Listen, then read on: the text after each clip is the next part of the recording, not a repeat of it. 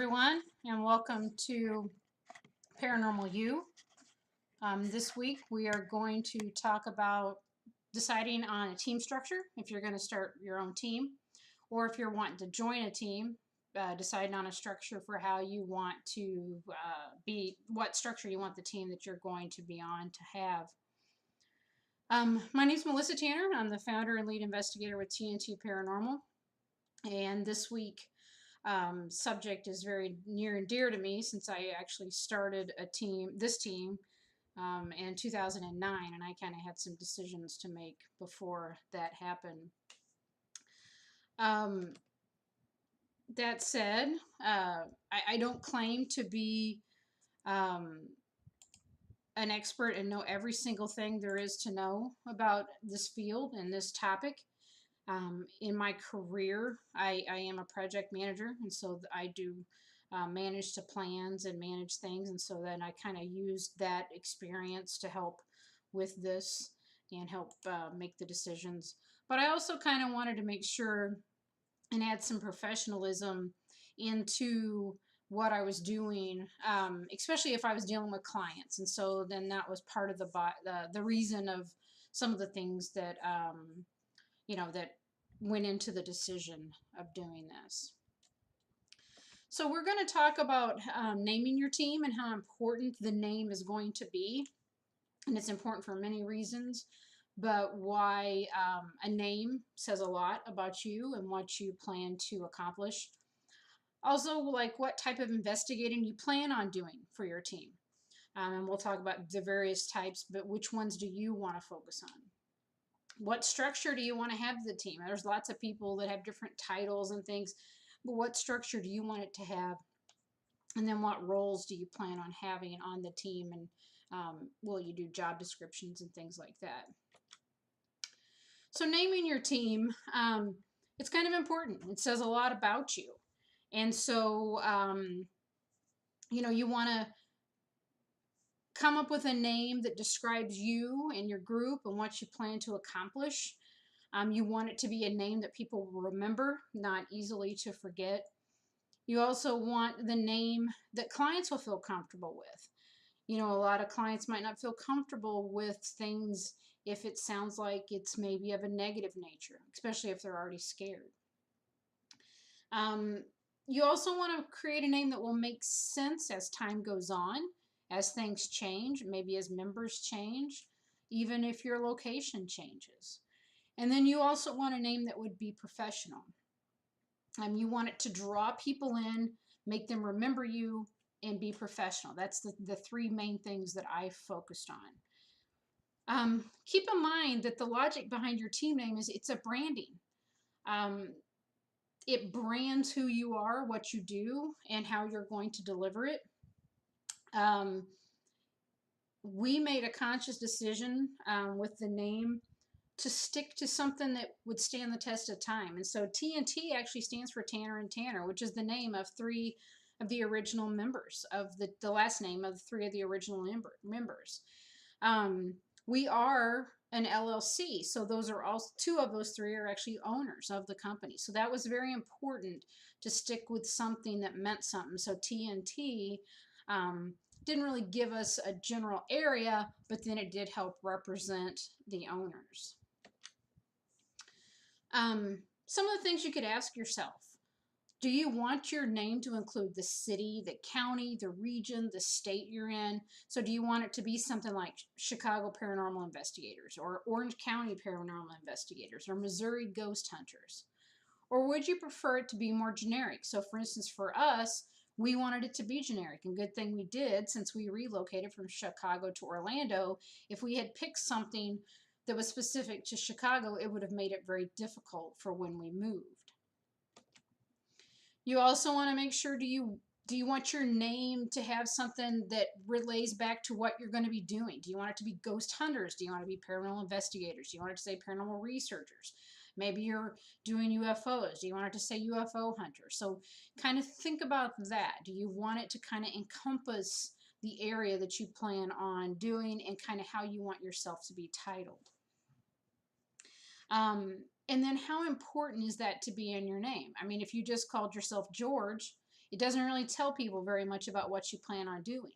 But if it was Georgia's Paranormal Investigators, it tells what you plan on doing, which is investigate the paranormal. So kind of keep that in mind.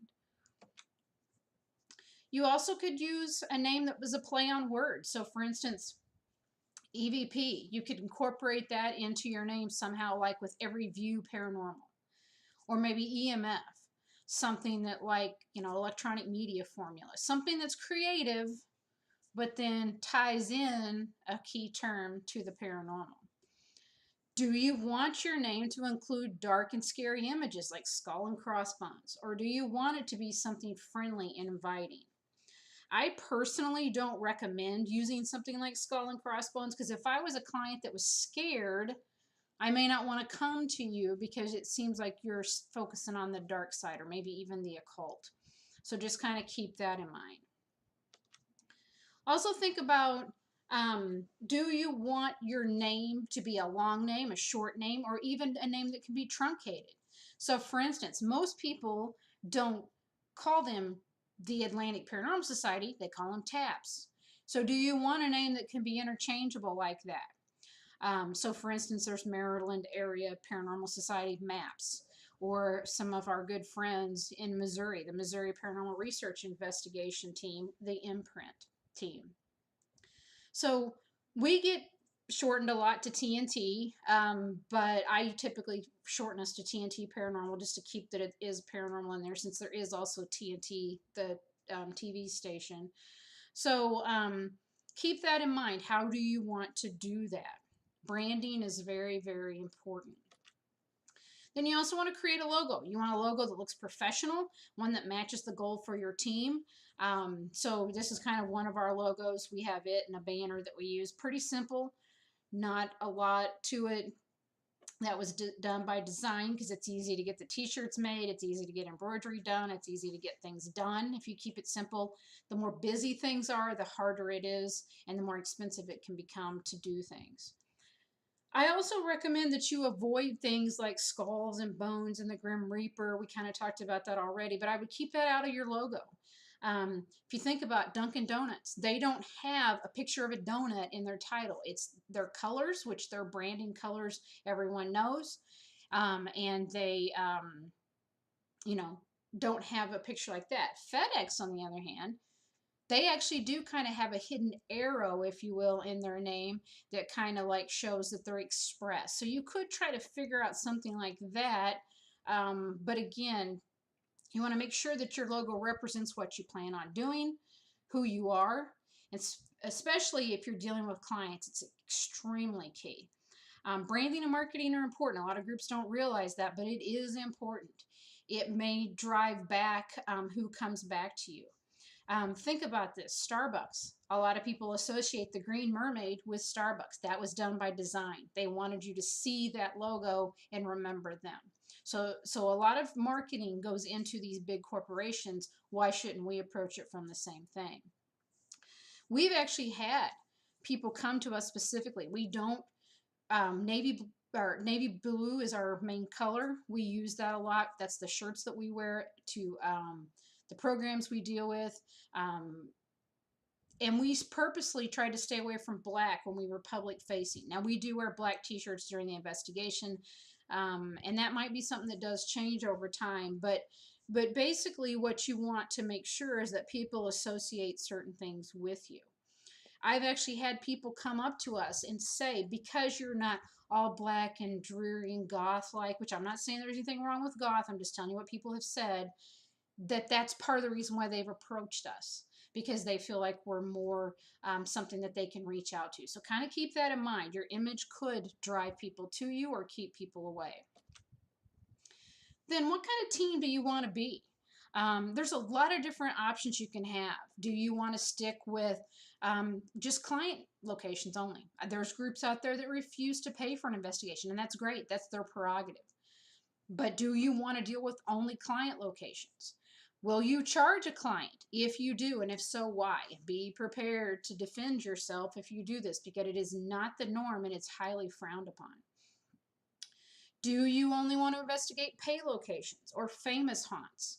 Maybe because you don't want to deal with the client side, and that's totally fine. That's up to you. Will you host events like, for instance, pay to play, where people can pay to come with you? There's mixed messages and mixed reasons why people do that. There's also groups that think it's BS. Um, so it all depends. Maybe you'll only want to host events if it's all the money goes to charity. So kind of think about that when you go into it. Will you investigate outside locations? Will you do cemeteries? Will you conduct research only? There are groups out there that all they do is go to the same location or locations. They might have a hand-picked few and go back over and over and over again to see if the scenario changes. Does that make things change? So kind of think about how you want to do that. Are you willing to trespass no matter what the scenario is? So is it so important to go into that old abandoned location you'll go without asking for permission? I don't recommend it, but people do. Or do you want to be a mix of the above? For us, we are actually a mix.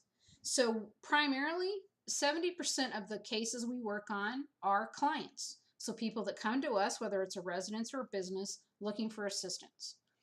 We do have to handle those kind of cases differently than if we're going to a public location, like say May Stringer House or Waverly Hills Sanatorium.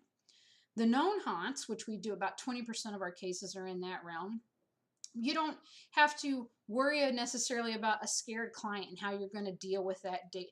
Maybe even documenting every single thing like you should with a client. And then about 10% of the cases we work on are hosted events where a location comes to us and wants help either trying to raise money or whatever, but anyway, they want us to host an investigation there to help get people to come in, create awareness, and even help them raise money. You know, there's a lot of people that don't like that.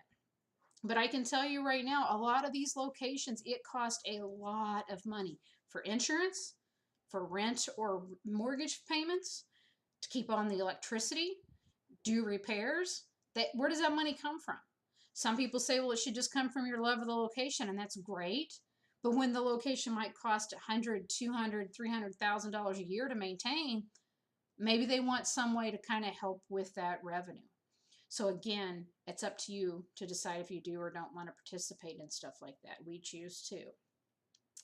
We rarely, if ever, will call an outside location investigation. We will go to cemeteries and take photos, not very often, but we do. We do take outside tours, but we don't label those as an investigation. We label it as maybe an event we worked on or something we participated in or something we went and did, but we wouldn't call it an investigation. Investigation, we consider it more controlled as best as we can. We do not charge clients for an investigation, period. So if someone has a home or business they need help with, we do not charge them. We do it for free. We do this just like anybody has a regular hobby. I get people ask me all the time, well, then how do you afford to do this? Well, I don't know. How do people afford to restore cars? Or how do people collect trains or dolls or whatever their collections are? This is kind of like that for us. It's a hobby that we take very, very seriously, and we do our best to give the client a service that they're looking for. And we will never trespass. We will always have permission, either from the owner or the manager of the location. Maybe if it's a museum, the curator. We actually have signed documentation that happens between us and that person so that we have the proof that we've gotten permission to be there. There are some pay locations we go to, though, that they may have us sign a waiver, but then that's giving us their consent, right? Because we've signed a waiver. So just kind of keep that in mind. We will not trespass. There is no place to investigate that's worth getting arrested and having a record. Then what do you want the structure of your team to be? How do you want to structure this team to accomplish the goals that you plan to set out to achieve? For us, we needed a clear leader of who's going to lead the team, keep the team moving forward. We have a leader for each investigation. Sometimes it's the same person over and over again. It just really depends. With us now having chapters in 4 states, each state kind of has leads that they've appointed, but a clear leader that leads that investigation. Will you have someone that does research? We have a few. So depending on how busy we are, we might ask someone to help.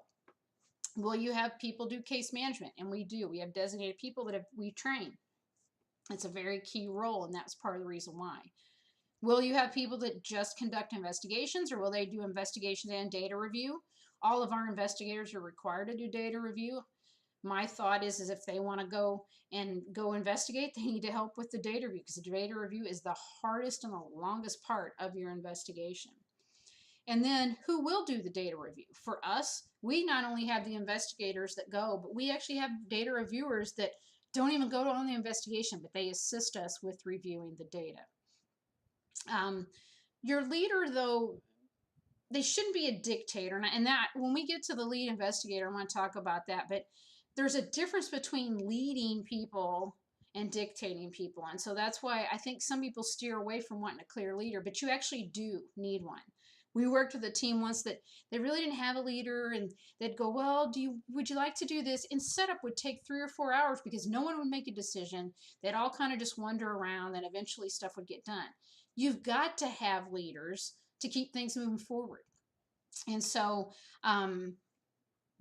we decided to do it that way, and that's how we manage our cases and our investigations. So the 5 roles that we have are lead investigator, case manager, researcher, investigator, and data reviewer. Keep in mind, I'm also the owner.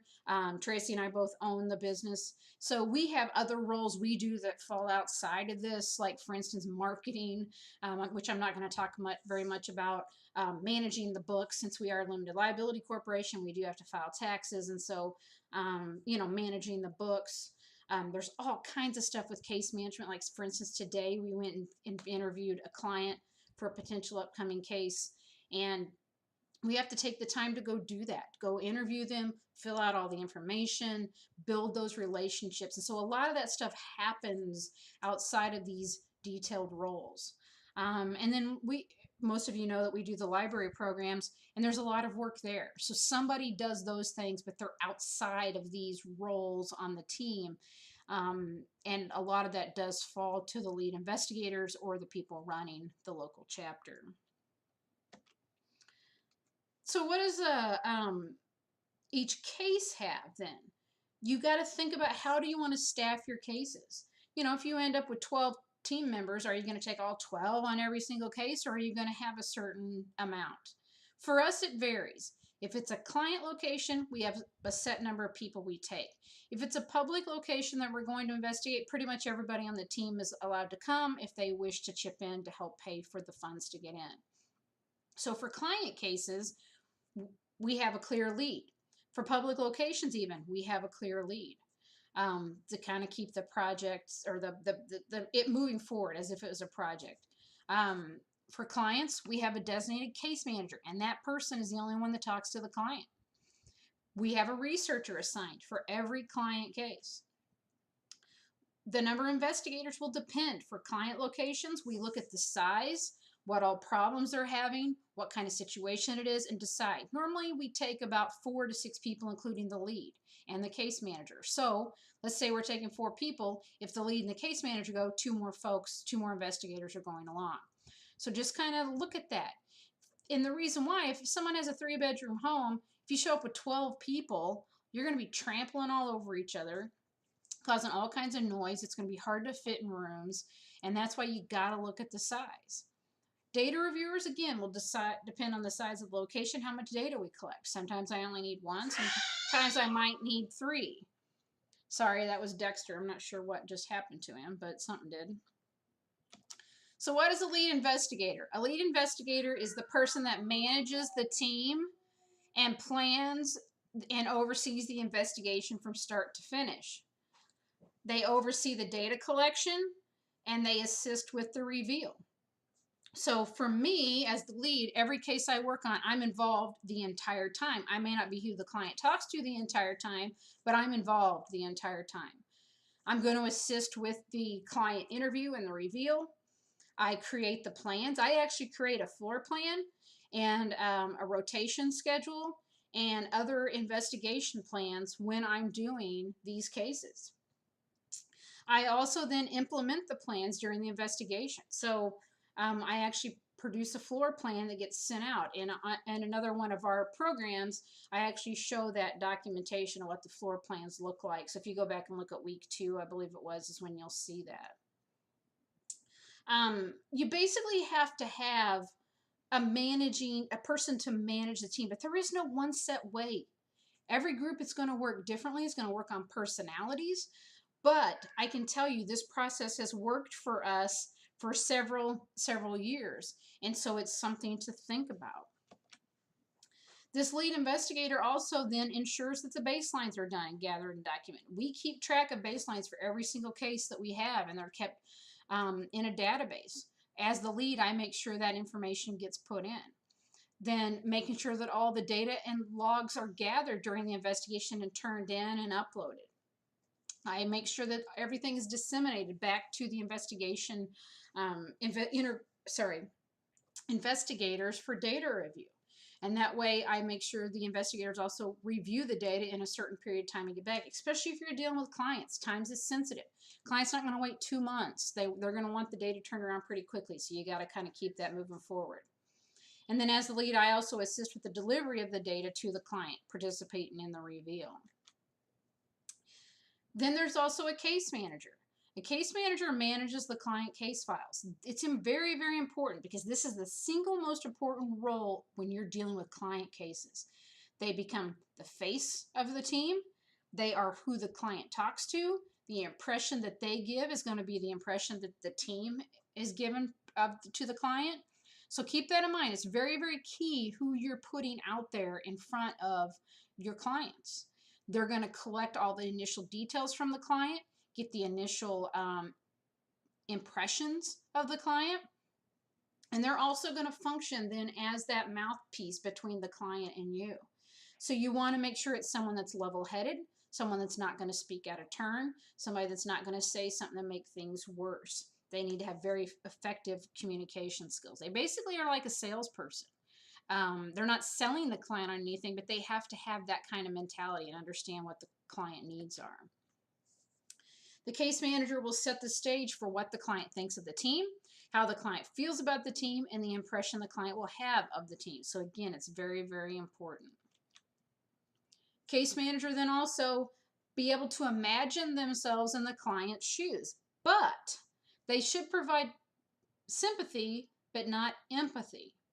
And what I mean by that is they should be able to, say, oh, I'm really, really sorry this is happening to you. We'll do the best we can, but do not take on the emotions of the client where it clouds your judgment.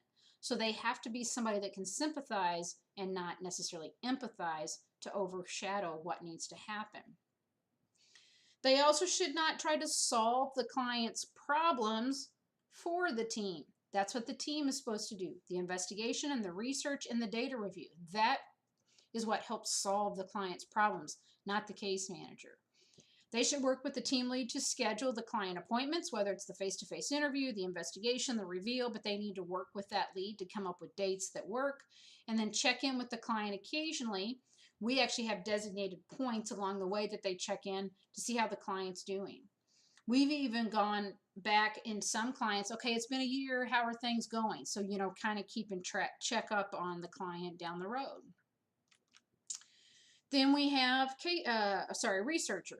The researcher is someone that uses various tools and processes and can go to the library, use the internet to find out information about the case. They check up on the client, the property, the city, and the surrounding area, look for environmental issues, look for if the client reported any medications and medical problems, could that be leading to their problems?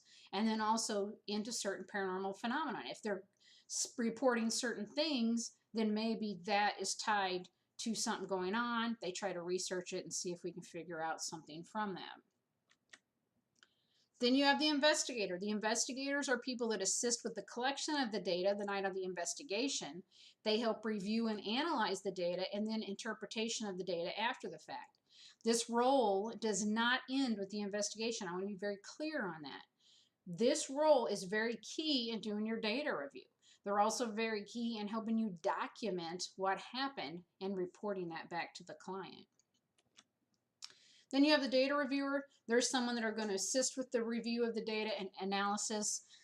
Because they're not present on the investigation, it is very key to provide them with as much information as possible, since they don't remember what the house looked like or don't know what the house looked like. We actually provide them with location information, including photos and the plans, so they can kind of see what we did. So that's kind of the team structure we've got. I know it's pretty simplistic, but it is kind of important. Sorry I couldn't be live this week. We actually have a library program, so I needed to focus on that.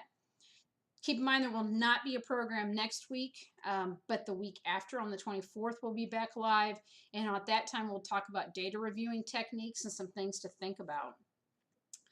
So thanks again for coming this week. We appreciate it. You can always email me or contact me on our website. And we hope to see you next week.